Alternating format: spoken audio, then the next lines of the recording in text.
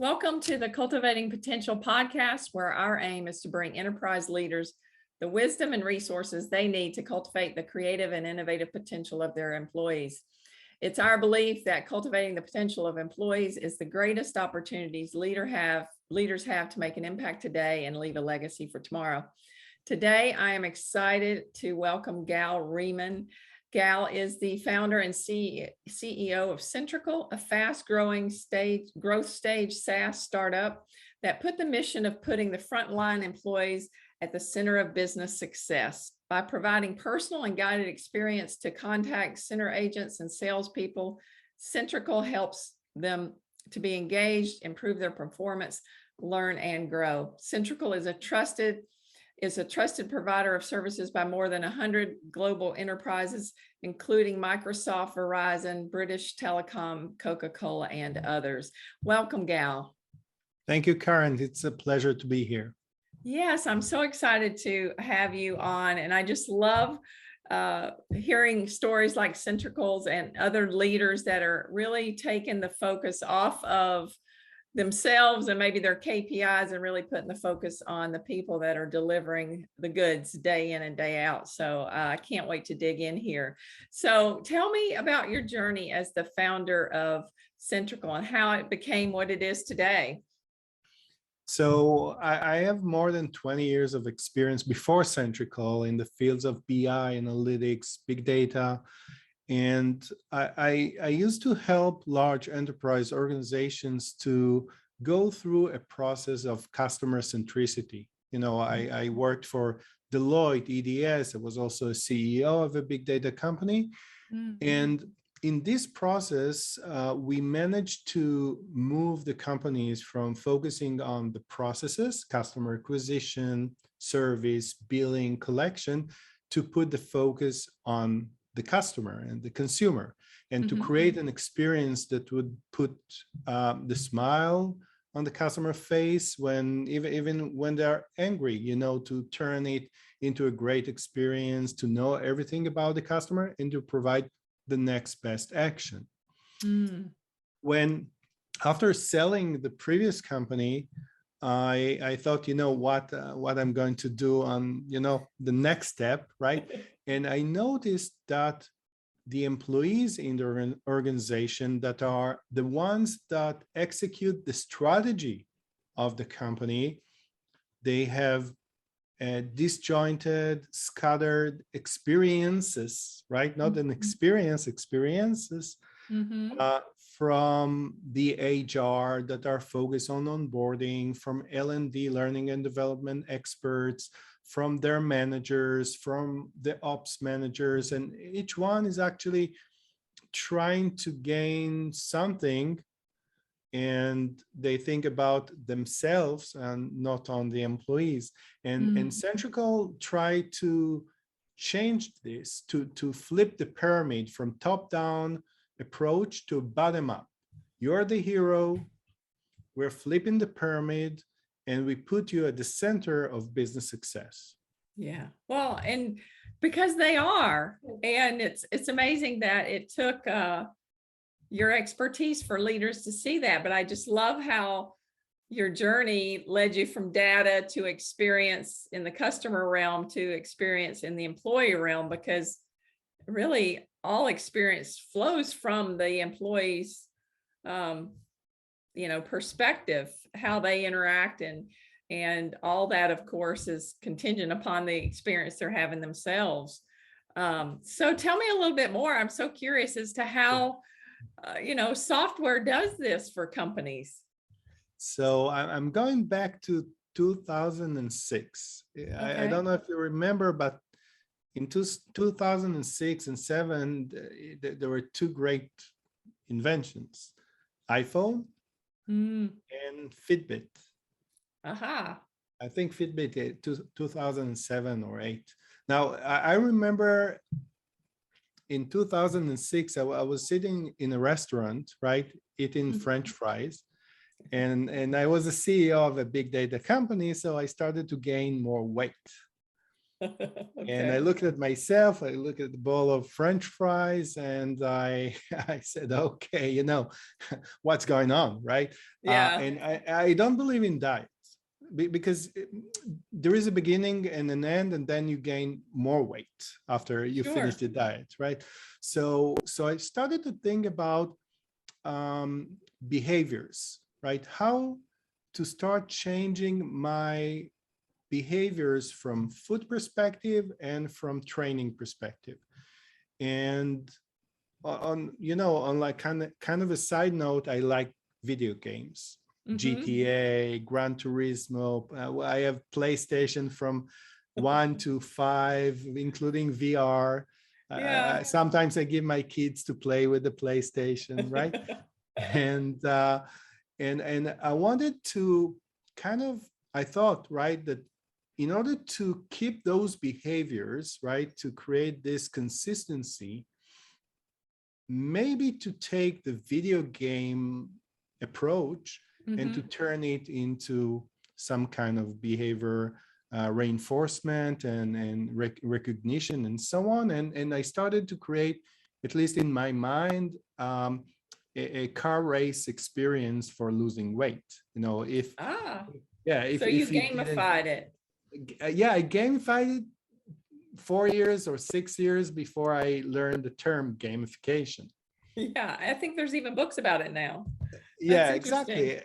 And the funny thing was that there was no iPhone and so on. So I did it in Excel, and every day that was a good day that I go to the gym or ran or swam or ate well. It was a green day, and there were red days, right? The cheat Sure. days. And I Yeah. tried to be with like 3 positive net, Oh, green minus red every week. yeah. And this was the game. And it I'm worked. laughing because it reminds me of when my daughter was in kindergarten and you would go into her room at the end of the day to see if she had a green or a red, star or whatever by her name. Exactly. Yeah, and it's that simple, and to be honest, it helped me to reduce 15 pounds. And but I was like CEO, and I didn't do anything with that. But then years later, once I thought about this employee experience, it hit me back, like, so definitely I moved from putting the focus on the managers, which this is what I did for 2 decades, trying to help managers to get the data and insights. And the bottleneck was that they actually didn't utilize the insights that we provided. And Mhm. and and and this what showed me that if you put the focus on the employees, they will actually execute upon the strategy. But the question was, what's the motivation of the employees? How to motivate them to care about the data, to care about the KPIs, key performance indicators, Sure. to care about improvement, right?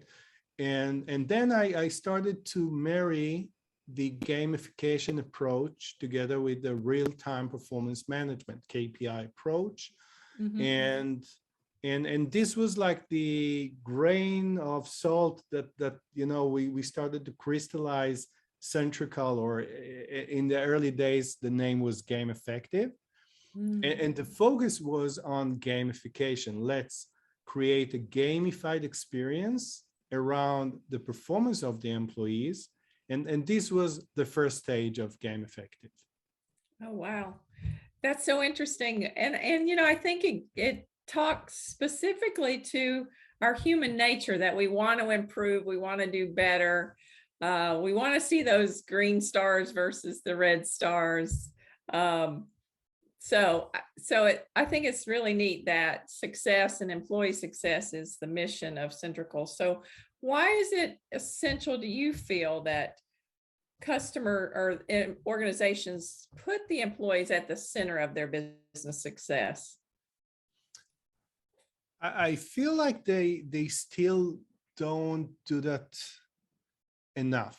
I Mm. feel like every department tries to optimize their mission. Mhm. When I'm talking with L&D experts, in many cases, I'm asking them, what's your goal? And they say to train the employees, and say, okay, but what's the goal of training your employees? To say that they will be proficient, and they're okay. And then what will happen?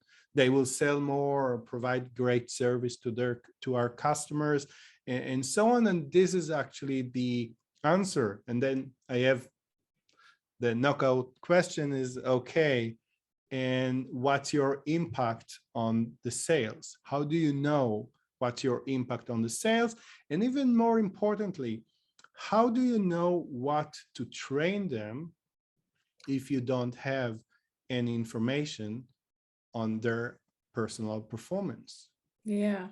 Where Yeah. the, when I was very focused in sports, until the age of 20, 18 or 20. I was like in the volleyball team of the youth Israeli national team. Mhm. And when I had great coaches, and I was also a coach myself. And the main thing about coaching is to look at the athletes and to correct the specific mistakes that they have. So Yeah. you need the real time evaluation, right? Yeah. Together with your know-how about how to fix, how to close these gaps, those performance gaps. And I was surprised to see even the first customers of Centrical, because Centrical started when the focus was on performance and on gamification. Mhm. And then the first customer, not the first, the second customer came to us and asked one question before they were customers. Hey, can you gamify the learning experience of our employees? By the way, Fortune 250. Mhm. Check who this is. And I thought to myself, yes, like learning is like performance, right? You Yeah. complete a course, it's like check, you Mhm. receive 85, it's a score, right? You have timeline. So yeah, we can gamify it. And then we started to gamify the learning experience. By the way, it was a blast. We managed to triple the completion rate of training and so on. But I felt like we are putting lipstick on a pig. Mm. You weren't getting And to the root of the issue. yeah, exactly. Like they Yeah. created a and this is like, e-learning and so on, so they transformed the classroom training to the e-learning environment, right? So it's Sure. kind of improved, but they didn't fix the main thing. It was long, it was boring, and it was in many cases not relevant. Too easy, too hard. It wasn't relevant to what happened 2 minutes ago. Yeah. And then this was like the early start of connecting learning and performance. So today I can tell you, you didn't sell the Note 20 in the Verizon store. Mhm. I'll train you on the Note 20. If you didn't sell the headset or the extended warranty, I'll train you about the headset or the extended warranty. Today, not at Verizon, of course, Cellular Sales, one of our customers. Before that, they train everyone, all the time, and then no Mhm. one learned nothing. Yeah. And just in time training that you will feel that it helps you, right? If you didn't sell something, or you fail on providing a great service to your customer. And I understand that. This is the imitation of AI, right? The Mhm. AI understand your performance gap and bring from the shelf the relevant training experience, like a 3-5 minute experience, and provide it to you just in time. This is an amazing experience. You'll be engaged even before the gamification, right? Right. Yeah. And this like the let's call it the holy trinity of Centrical, fitness tracker for work, Mhm. train and learn, based on your performance gaps and knowledge gaps, and engagement and gamification. We progressed, we will talk about it later, but this is like the core of Centrical, or actually I think the core of employee experience, the modern employee experience. Don't waste your people time on training, because when I look at my kids, how Mhm. they consume content, they Yeah. no longer watch, CNN or Yeah. right, or even HBO. Right. They Yeah. like break. My oldest son started to watch Breaking Bad. Maybe I'm not the great father to let him. But that's it, and the younger one likes video games, so he's on YouTube and only watch, video games of Freddy the Bear and so on. And this is a great experience for them. No one is trying to train them and teach them. They like this experience. Sure. Sure. And so that was a great marriage for you to recognize that needed to happen. So what year was that? So I started in 2013, Okay. and again, the first customer was Yahoo, and I call it, this is the classic, like a big contact center, and they needed to train the people, they needed to focus the people on better quality. By the way, a nice story over there. So we just launched the first deployment ever of Centrical, again back then Game Effective. And after 3 or 4 weeks, we met the VP, a great name named Vikram, and we showed him the results. The average handle time improved by 12%. The first contact resolution was improved, I think, by 10% or something like that. And then, I was looking to see his smile, and he didn't. Oh, why? And yeah, and I was like, okay, so we're presenting, looking at his face, and he said, okay, nice, and then I say, hey, Vikram, what happened? Like Yeah. it looks great. Yeah, He those said, were good numbers. good numbers, right? And then he said, yeah, but I was looking to improve the customer experience. Hmm. I was looking to improve the quality of the service, and also the CSAT or NPS, the customer satisfaction parameters. And then I say, okay, give us additional couple of weeks. We just tweaked the weight of things, and we put also the training materials in the right places. After 2 weeks, something amazing happened. So the customer, quality of service was improved, and also the customer satisfaction, but there was no trade-off. So they kept also the good average handle time. Usually there is trade-off. If you provide better service, right, it takes Mm-hmm. more time. But since they learned, they were more engaged to learn new things, they improved their level of proficiency. And then the Hmm. whole process was improved, and Yahoo are customers also today. Oh, that's And wonderful. So yeah, did in that shift from, the KPIs or whatever of performance and service KPIs to the customer experience, did that include training the employees on the human interaction piece, the human care piece of the puzzle in taking care of customers, not just giving them what they need or what you think they need? it's a good question, because there are the, let's call it the hard content, like learn about the product and Mhm. playbooks and so on. And there are the soft skills, like how to ask questions, how to make sure that the customer understands, right? How to Yeah. finish a conversation.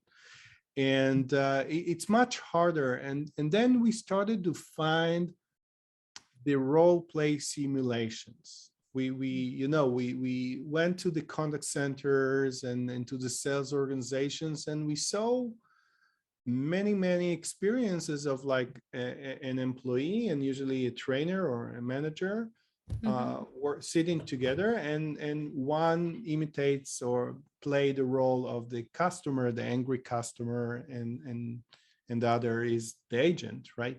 Sure. And we tried to take this experience and we created, we call it the role play simulation. And then you can create a process, you can design a process of a non-linear, not like a quiz, question and an answer, but you are coming to the, and it looks like in the video, audio, visual. So let's say that you're calling the contact center or texting, and I'm saying, hey, how are you, Karen? And you say, I'm very angry because, I canceled something. And then I start to provide, for example, like the solution or ask questions. And then the system guides you through the process, or you guide actually the system, and the reactions of the customers are behind your decisions. So for example, if you ask the relevant questions, you will get the relevant information, and then you will have the tools to find the right resolution.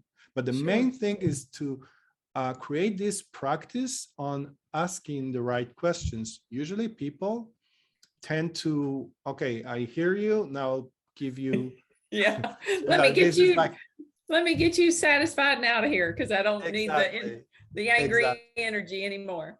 Right. But if you ask questions first, everyone that people like to talk, right? So when you ask a person a question first, you remove their shield, right? Because you care, you show that you care, right? And then once you react upon or based on the relevant, answer, right? And they feel that you actually listen to them and not just heard them, right? Right. Yeah. And this is like a soft skill that yes, they can develop. It's more complicated, right? It's like higher level of preparation, but in a way it's more generic. So if you do it once, you can utilize it for different use cases. Yeah. Wow. Interesting. I love that, because when I hear you talk about listening, and what I hear you say is happening with the agent and the customer, is a lot of empathy training going on. And that's wonderful to have that on the very front line, because we hear it in the leadership circles all the time. It's like a buzzword these days, having empathy for our employees.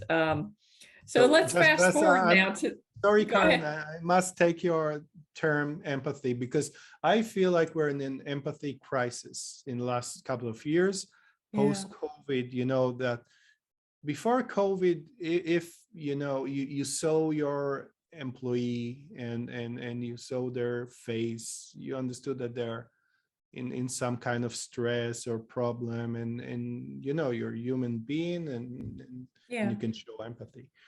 Today it's much harder. I can't read currently your body language, right? It's harder for me. I need to be much more proficient, and in many cases I don't see you at all, right? I interact with you, and therefore the managers today need to develop a new skill of empathy with their employees, and to both learn what's their current state of mind, and also how to interact. One of the simulations that we created was how to provide feedback. And then, if you provide feedback and not do kind of a sandwich, right? Like positive, negative, if you don't leave time for questions and so on, the employee actually, they are floored, and they leave the room, and therefore we also need to train the leaders, the field managers, how to provide better feedback, how to show empathy, how to listen to their employees. It's very important. Sorry to Yeah. interrupt you, but No, it is.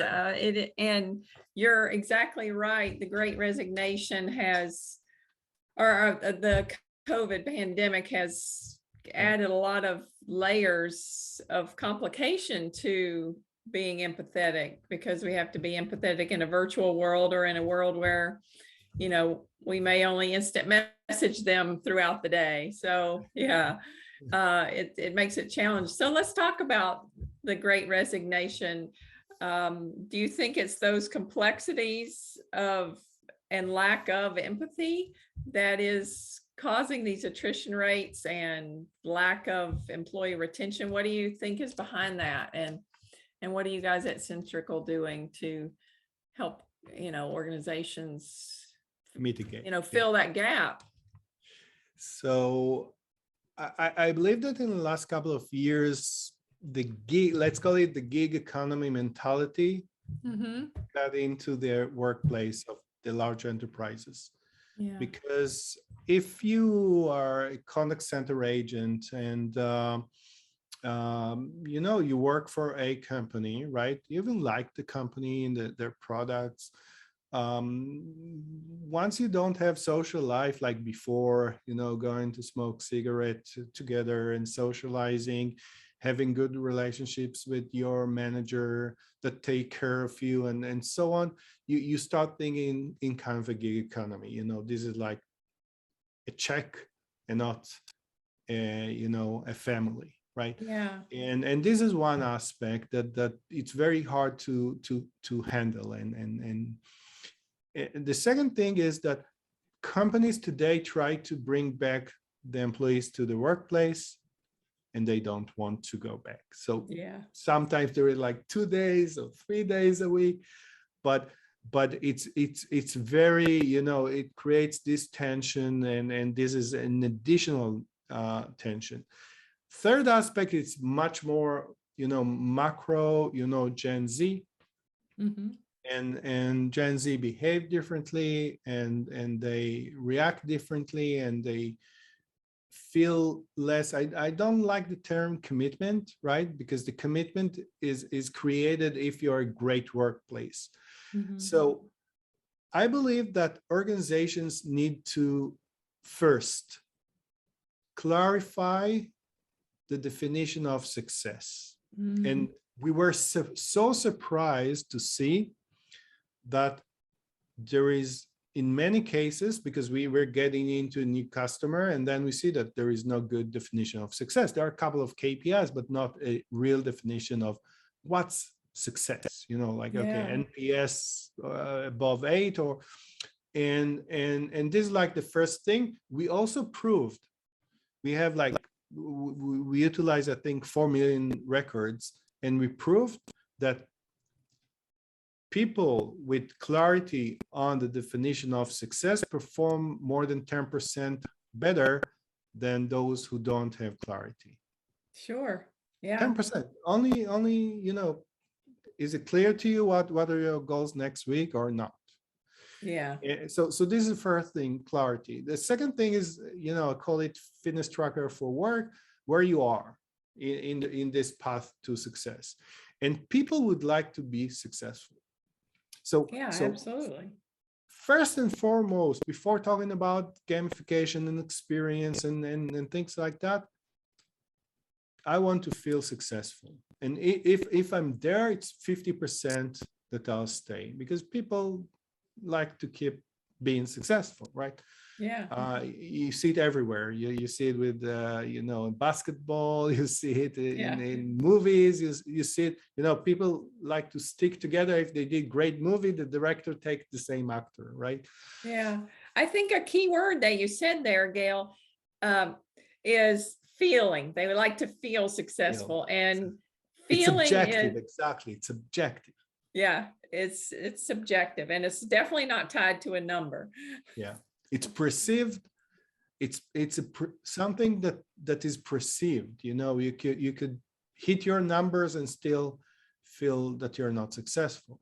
Yeah.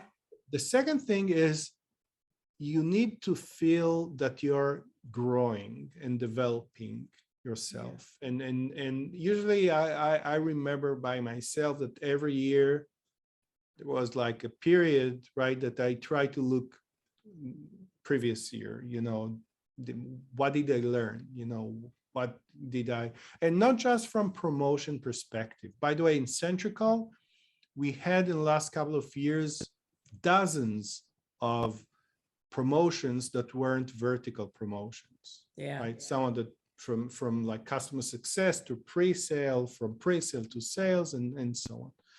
So I need to feel that I'm growing and progressing. The third aspect is, call it like the Netflix or or YouTube experience. It should be, everything should be a personalized experience. You need, as an organization, to design the experience for a segment of one. Sorry if I'm like data oriented, but segment of one is like a single person. Everyone, every individual need to feel that everything was designed for their needs. And the only reason is because 2 hours ago, when they were in the train or at home, YouTube knew them and provided them the best video, right?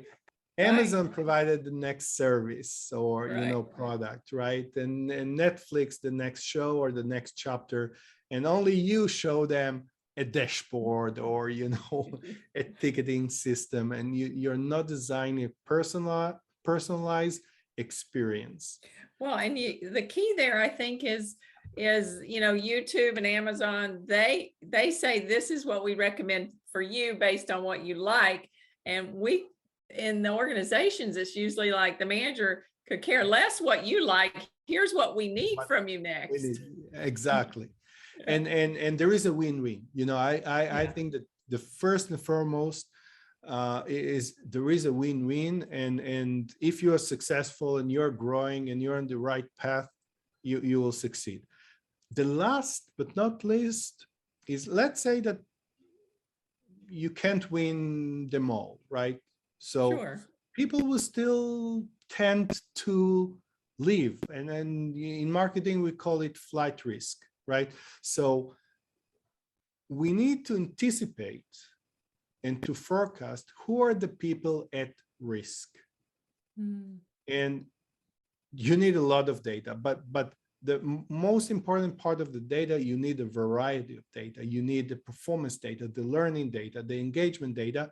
Only then we manage to forecast, by the way, by 75% in contact center environment, right? Like the people are leaving, after 6 or 18 months.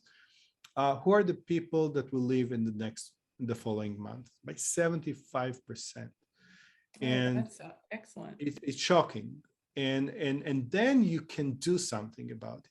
You can change their experience automatically. You can show empathy. You can call the manager. You can do things, and then to prevent this almost, thing, the next receiving the letter, right? You'll receive an email. Thank you. It was great. I'm moving to the same role in a different place for, $2,000 more. Right. Yeah. Wow. Now, when you talk about personalized experience, that you're boiling things down to a segment of one, is it just based on their interactions with your system, or are personality types taken into account? Exactly. How do you do that you boil down their experience to the one segment? So there are preferences, some people like to read, some people like to watch, some people like to act. I wouldn't go deep currently to personality because it's very complicated but I usually like behaviors, more than not more than personality, but in data analytics, behaviors are much easier to be analyzed and utilized Yeah. over personalities, which are very biased in many cases, and they're also not dynamic, because if you are risk averse, right? So I'll keep thinking of you like a risk averse, and I'll not see that you are starting to change your behaviors, and therefore I think that people change behavior and not character.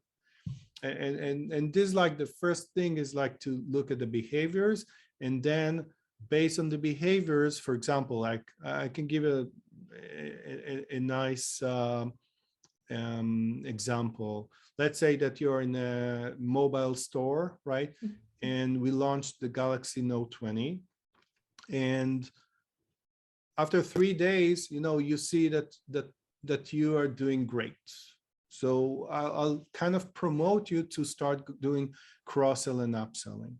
I'm not doing that great, so I'll need to take learning experience, right? And someone is doing, very badly, so we'll need to call the manager, right? But another thing is, maybe I can ask you, hey, Karen, you did great. What's your secret?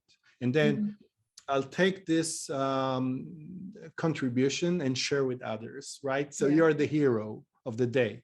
Right. Maybe for me, I didn't meet my goals, right? And the system will ask me, hey, Gal, what's your forecast for next week? Do you think you'll meet your goals? And then something very interesting happened. I'm committing. Oh, no. Right? And then the system will see, hey, Gal committed to meet his goals. He didn't meet his goals, right? So we'll need to do something else. Or he didn't commit, he met his goals, or he exceeded the goals or underachieved. And then you can take different decisions, because you understand that I'm overconfident, or was overconfident there, or underconfident. And then you can take different decisions for training, for putting you in a specific experience or challenge, marry you to another person that did great, and you'll do shadow calls with him, or shadow meetings, or to call the manager. And then the role of the manager won't be to, hey, Karen, do better, because the system will do it. The role of the manager would be to coach you, because they will have less items on their plate, because the AI will take over the simple things. You will take care of the harder cases. You will show, again, empathy. You will ask the right questions. You will use your emotional intelligence. You will be more creative in finding the right resolution or correction path for Karen. And this would be the role of the manager, a coach. Yeah, I love that. So when you talk about personalized learning and continuous coaching like that, how does that impact engagement and performance based on the data that you collect out of what Centrical does? Yeah. So again, 4 million records on this analysis, and we showed that, or proved, right, that first, people that learn the relevant things, not just that they perform better, it's easy, right? But they feel better. They report that they feel better. And then we managed to check the burnout, and we saw less burnout. So they spend more time to learn, right? And they feel less stress and less burnout. And the Great Resignation is, very, very significantly impacted from burnout, because people are fed up, the COVID fatigue. And by the way, there is another phenomena for sure in the service industry, that because AI took over the simple things, self-service, and I forgot my password, Right. the agent received a customer that usually they failed to solve the problem in the automatic channels. Right. Which Channels, frustrated them. Frustrated, they're angry, right? And another thing, it's a much more complicated problem. Yeah. Yeah. So you need to keep reskilling your employees. You need them to accommodate an angry and frustrated customer, and to turn over this situation, it's much harder. If you compare the task of a single agent with a single case today and 4 years ago, it's almost 50% measured numbers, right? Uh-huh. 50% harder, longer. Wow. And so that brings to the point, obviously, as a design thinker, I'm thinking about creative problem solving. Is that training that the leaders and the frontline employees are getting, the skills to creative problem solve when the problems that are coming to them are reaching more and more elevated, I guess, propensities, importance? Yeah, it's a good question. So on the employee level, we still didn't get there. Maybe we could work on that together. Yeah. On the other end, on the coach level, on the manager level, yes. So Yeah. this is the expectation that we cleared more time from finding the problem, from identifying who are the people that need to be handled and on what and so on. And for example, you receive only as a manager, 5 cases a day. Meg didn't, meet her goals. She still learned, right? She's very engaged. She couldn't make it, right? And then is not engaged, and then you start to think in a different way because you have more time. You spend 1 hour instead of 10 minutes with every employee. You spend 1 hour with Meg, 1 hour with Dan, and then you can start thinking in a more creative way on how to help them to become better. And this is, again, win-win. You listen to them, you learn by the way, you will learn from them, and then you will be able to understand the real problem, the root cause of the problem. And then this system, by the way, will listen to your resolutions. Yeah. If it was good, the system will try to imitate you as a manager. Ah. Right? This is like a very nice feedback loop that the system teach people but learn from people, and this is a great feedback loop. Speaking of feedback loops, one of the things I did when I was a manager, which has been a long time ago, and even as a coach, was to tap into when employees or my coachees at the time felt successful versus, what we were dealing with, an area that they did not feel successful at, and really get boiling things down to, okay, what made you successful in that? What were the key skills and talents that made you successful there that you could transfer to here and maybe be more successful? Because I agree with you. We're all wired to be successful, to desire greater success. And I think it's just the really boiling down to what makes them successful as an individual, maybe in other parts of their life that they just really haven't transferred over to whatever area that's lacking, Right. And I don't know how a computer does that. So you're the I still figure out, but yes, I believe that it starts again with, I think, the definition of success, like clarity, and then to even let them fail, but at least try, try different things. If you don't do anything, you will never be successful. If you do something and you fail and you learn from your mistakes, right, you will be able to correct it. And again, I'm not referring to Centrical as someone that already did it, but definitely this would be a right way to create more practice and methodology for doing that in this environment that is more operational. Frontline employees, it's very, very structured, right? Right. Yeah, maybe it's things outside of the normal day that they can have the opportunities to fail at. Because failure, obviously, in design thinking, that's all about iteration. We just reiterate. We try something, we learn from it, we reiterate it a different way. And so you need to create kind of a safe environment, to iterate. Yeah. Yeah, I get that. And I don't know, I love the story of Sarah Blakely, the Spanx CEO, how her father every night at dinner said, "What'd you fail at today?" I think that's a great question for us to ask our employees, not with let's be shamed about it, but let's be proud that we actually took a risk Right. and tried something different.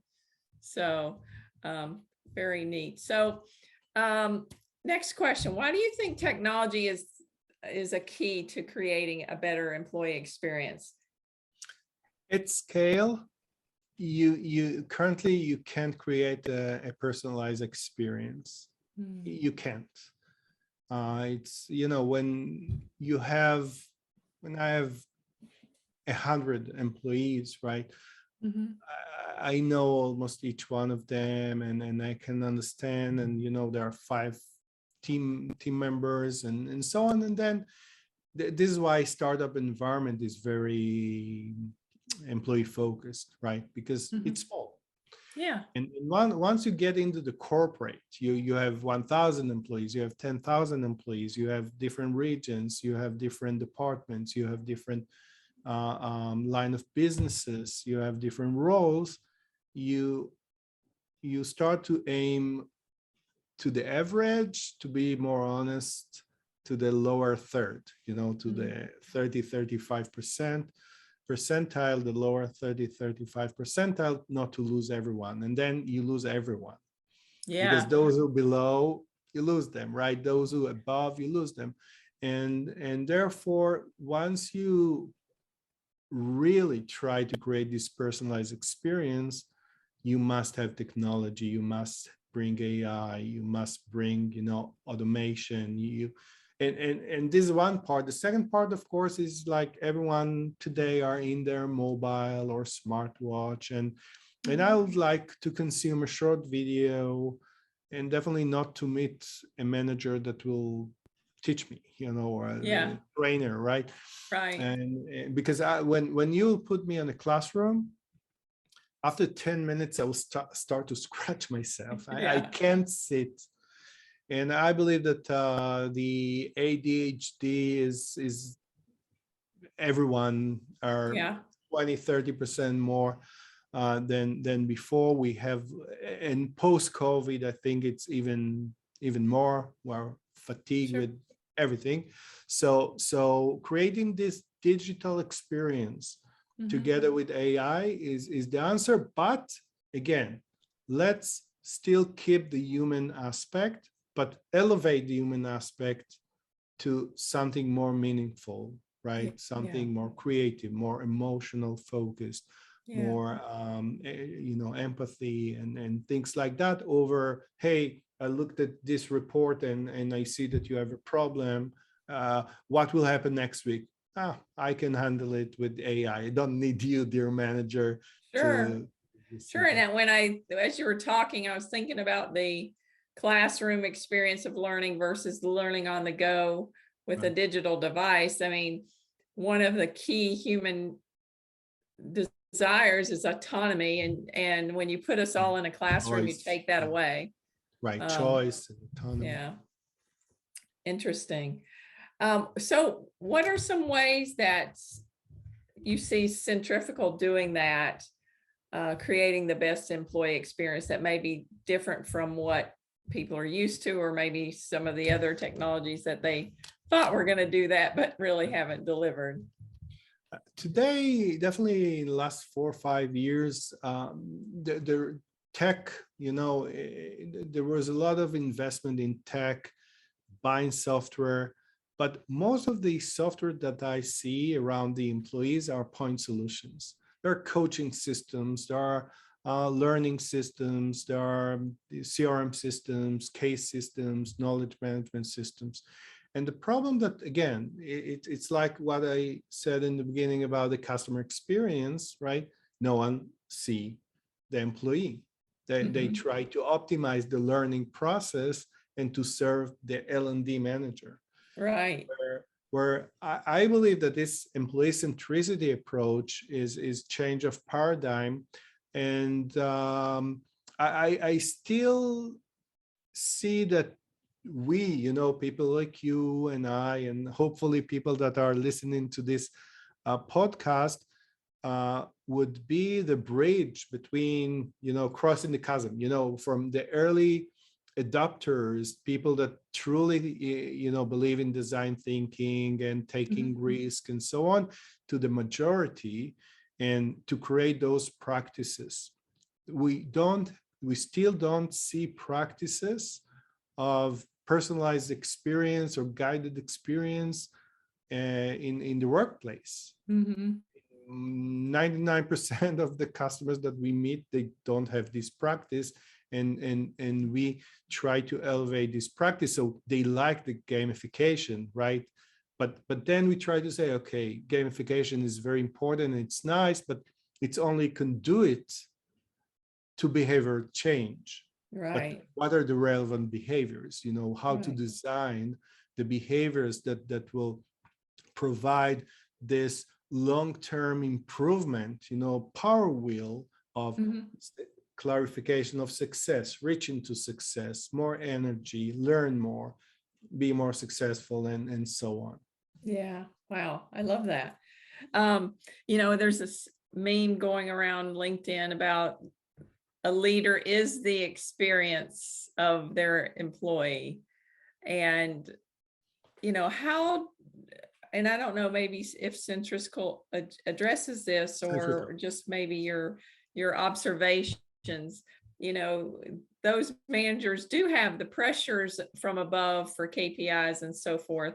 And now they have the pressure from below to give me a great experience or I'm going to leave. How do they begin to sort through all of that to I believe the two are connected, that when you give the great experience, then the KPIs are met. I think Zig Ziglar said it best when he said, if you help enough people get what they need, then you get what you need. So I see the two coming together, but oftentimes for those that are not accustomed to that, it's not that clear.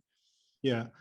And I think that one of when I look at those managers, the field managers, the manager of 10, 20 employees, I feel like they're very under a lot of stress, because like you said, the company expects from them to do more for less, like less people and so on.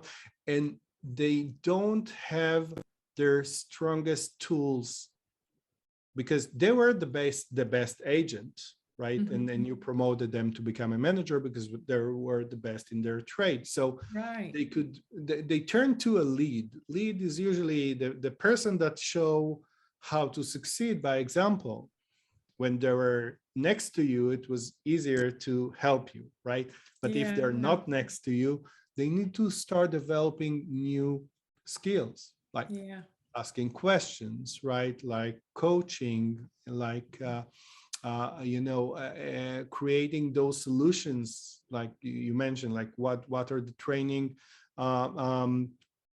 elements that need to be allocated to every person, and so on. So what we try to do is to take from them the simple things that are usually the easier things that they tend to do more, like finding the problems, and that they will invest more time in the human environment with we call it augmented human intelligence. Okay, you'll be super manager because you will have this augmented reality glasses, right? You will see that this employee is, is at flight risk, and this one is like in emotional stress, or, like burnout, and this is doing great, and you need to promote them or utilize their knowledge to help others, and so on. And you'll be in this solution side of things over finding the problem side of things. Yeah, that's wonderful. And it's better, it's also more rewarding. It's got to be so empowering too. Empowering, exactly. Yes. Right. Yeah, I love that. Well, Gosh, it's a fascinating conversation, but I apologize. We're running out of time. So last question, I always end the podcast with this one. If there were one thing that leaders could do today, like they turn off the podcast and they head back to their office or to their next meeting online, if there were one thing that they could do to cultivate their employees' potential, what would your advice be? One Besides of the go look up Centrical and sign up, right? Centrical, or listen to Boost, the podcast that is powered by Centrical, and it's very interesting as well. I believe the first thing is to think, how can I redesign the employee experience, and start with simple things, like if I will know something about each one of my employees, what would be the different steps that I'll provide to them, or support and so on, and then start with like 1 and 2. Don't use technology, use Excel, right? Yeah. But at least take like 2-3 different segments. Think of your employees in segments, new employees, and so this is what everyone have, like new hires, first 90 days, and the others. But think on their behaviors. Think of like 2 weeks that they met their goals. What would I like to do? Celebrate with them, right? Yeah. Do it. So create this segment, people that I would like to celebrate their success. Then people that I need to put them under, coaching, and then, people that need to learn something different. Those would be the first 3 segments. Very easy. Do it once a week, and you'll be more successful. Once you'll be more successful, you would like to do it on scale, and then you need to call Centrical. Yeah, I love it. I think that's great advice. Put yourself in the employee's shoes and segment where you can. That way you can multiply your time. Well, thanks, Gal, for joining me today and for the wisdom and experience you've shared with our listeners. It's been an empowering program for leaders seeking to cultivate the employee's potential. If you've enjoyed this interview with Gal, be sure and connect with him on LinkedIn. You can also reach him at gal.rimon@centrical.com. And check out the work at centrical.com. Also, as he mentioned, be sure and check out the Boost podcast, which is about elevating employee experience and performance, which is powered by Centrical. Thanks for joining this episode of the Cultivating Potential podcast. We're honored to be able to serve leaders like yourself as you learn and grow. Thanks so much, Gal. Thank you, Karen. It was a pleasure.